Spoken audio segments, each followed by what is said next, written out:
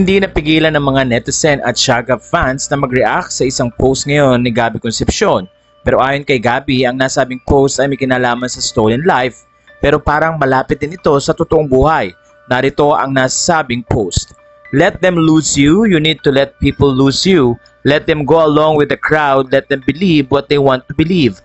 Let them think they have better, let them sleep on your worth because in due time, they will realize the mistake they made and it will be just enough time for you to accept that you're better off without them.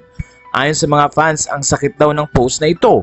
Ayon pa sa isa, huwag ka na makipag-collab sa mga toxic, Papa Gab. Yung mental health mo ang isipin mo tulad ng ginawa ni Casey.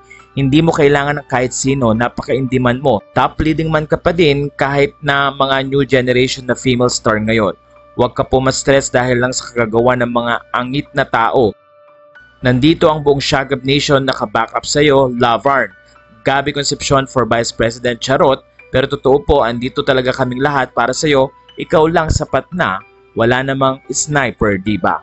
At dahil na rin siguro sa paiba-ibang post ni Sharon Cuneta sa kanyang Instagram ay naapektuhan din ito ng ilang mga fans niya. Kaya naman comment ng ilang mga Shagab fans ay patuloy ang suporta nila 100% kay Gabby Concepcion kung anumang proyekto ang gawin nito. Sabi pa ng isa, ouch, sampal daw ang nasabing post ni Gabby Concepcion. Pero ilang netizen din na nagsabi na huwag agad magbigay ng conclusion sa nasabing post ni Gabby dahil mukhang may kinalaman ito sa kanyang TV series na Stolen Life. Umaasa naman ng mga fans na mas marami pang suporta at proyekto ang gagawin ni Gabby, hindi man kasama si Sharon Cuneta dahil ayon nga sa mga fans, isa pa rin si Gabby sa mga leading man na talaga namang very in demand sa panahon na ito.